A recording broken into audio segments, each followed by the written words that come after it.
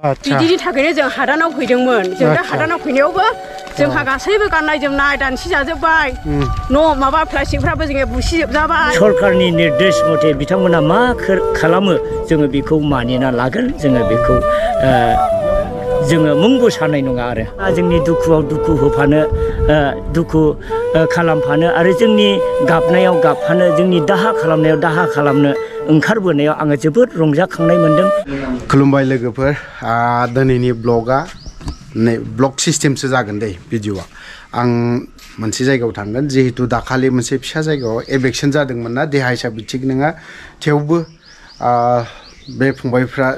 लिंथाबबाय थानायलाय मुलि जानानैब्लाबो एसे ओंखारलांनो सानदों थ' दिनैहाय बे फंबायमोनहा बै एबेक्सन जानाय जायगायावहाय मा हैगोन आरो मा रायजो राजानो बै एबेक्सन खालामजानाय मानसिफोरखौ मा फोरमायहैगोन मा बुजायहैगोन जों दान्दिसे खोनासंनानै लानि आरो माबायदि जानाय जाथाया आरो माबायदिहाय जा अबस्थायाव दं जों बेखौ जों फै दान्दिसे नायहैनानै लानोसै। दान्दा सुबारिनि बाबु दैबाना लोमजानाय मानसिसो जों दैबाना लोमजाजोबनाय औ न'आनो गैले जोंनिया बिदिनि थाखायनो जों हादानाव फैदोंमोन जों दा हादानाव फैनायावबो जोंहा गासैबो गाननाय जोमनाय दानसि जाजोबबाय न' माबा प्लास्टिकफ्राबो जोङो बुसिजोबजाबाय आरो थौ थोरसि गासैबो दानफुंजोबजाबाय माइरं इरिबो जोङो गारजाबाय बाबु बेनो जेबो गैया जेबो गैला मानसिना मानसिल'सै दा थानाय मानायफ्रालाय माब्रैथो थानाय मानायफ्राबो बिदिनो ज' थालाबायबाय प्लास्टिक एसे एनै बायनो गोरों मानसिफ्रा बायबाय बेयावनो जों थालाबायबाय बाबु। आदसा बेयाव हादानावनो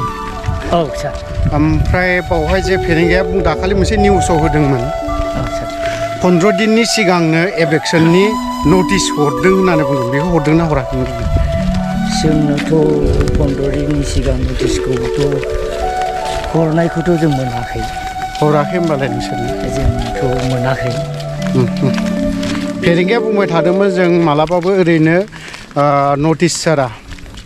बा ओरैनो इनफर्म खालामा लाफानो जानाया लाफानो एबेक्सन खालामा बेफोरबायदि बाथ्राखौ दाखालि निउसाव जों बुंनायखौ नुनो मोन्दों आरो बिदिब्लाथ' नोंसोरनाव नटिस बा मोनसेबो हरनाय जायाखै ना गामियावहाय? जोंनाव नटिस हरनाय जायाखै सार। ओरैनो मा हिसाबाव एबेक्सन खालामनाय जादों बिसोरो? जोङो जोंनियाव एबेक्सन खालामफैनायखौ जोङो मानसिफोरनि गेजेरजों माने जों खबर मोन्दों गाबोनहाय हादानखौ होनाय जागोन एबेक्सन खालामनाय जागोन ओमफ्राय बे मथे जोङो माखासे गोनांथार जि जोमफोरखौ दोनखोमानो हाबाय फ्राय माने माखासे गोनां जिनिसफोरखौ जों दोनखोमानो हायाखिसै बे जिनिसा गासैबो गोनां जिनिस माने माबायदि गोनां जिनिस जेरैहाय जों जेरखम भाबे जोङो न' बानायनानै थादोंमोन न'फोरखौ जों रैखा खालामनो हायाखै जि जोम जोङो बासायना लाखिनो हायाखिसै भारा बर्तन जोङो बासायना लाखिनो हायाखिसै माइरं दैरं जोङो बासायना लाखिनो हायाखिसै बेफोरो गासैबो माने नस्थ' जालांजोब्बाय। दा जोंनि थासारिया जोबोद गाज्रि जोंनि रायजो राजाफ्रा जोबोद गाज्रि अलखदाव माने भुगिनांनानै दङ जोङो दासान्दि जोङो बे पर्यायावनो जोङो जिउ खांनानै दंथ'यो सार। दा जुदि फरेस्टार बा नैबे खुंथायाव थानाय रन्जित बसुमतारी बिथाङा जुदि एबेक्सन खालामनो होबाय थायोबा नोंसोरो मा खारगोन ना थागोन? सार जोंथ' बेहाय बे जायगानिफ्राय जोङो खारनो होननानै जोङो फैनाय जायाखै जों बेहाय थैथां जों बेवहाय संसार जानो होननानै फैखादों जों बेनिफ्राय आगानसेबो लोरिनो हानाय नङा दावथ्रोदनो हानाय नङा। सारमोना गावसिनि रुलिं गभर्नमेन्ट हिसाबै गावसोरहा अधिकार दङब्ला जोंखौ गावथारथों बुथारथों जोङो सरकारनि निर्देश मथे बिथांमोना मा खालामो जोङो बेखौ मानिना लागोन जोङो बेखौ जोङो मुंबो साननाय नङा आरो खाथि खाला नोंसोरनि खाथि खालायाव आदिबासिफोरबो दङ बिसोरनि सायाव जेबो एबेक्सन खालामाखै बिनि सायाव मा बुंगोन? जोंनि खाथि खालायावथ' जोंनि उसुंसेनो आदिबासिफोर दङ दा बिथांमोना आलो गोजोन सुख सान्थियै माने संसारखौ जागासिनो दं जोङो नुदों जोंजों लोगोसेनो थाफायो जाफायो बिथांमोननि सायावथ' जेबो माने गाज्रि आखुथाय दिन्थिनाय मावनायखौ जों नुवाखै खालि जोंनियावल' जोङो नुगासिनो दङ दा आदाया दा जाय लाइमोनफ्रा नोंथांमोननो एसे नोंथांमोननि दा नोंसोरनि दुखु दाहा खैफोद आफोदखौ नुनानै एसेब्लाबो अनसुंथाइ होफैदों थ' बिनि सायाव मा बै लाइमोनफोरखौ मा फोरमायनो सानो आरो आङो रोजा रोजा साबायखर बावनो सानदों बावो जे दुखुखौ नुनानै नोंथांमोना जोंनि दुखुआव दुखु होफानो दुखु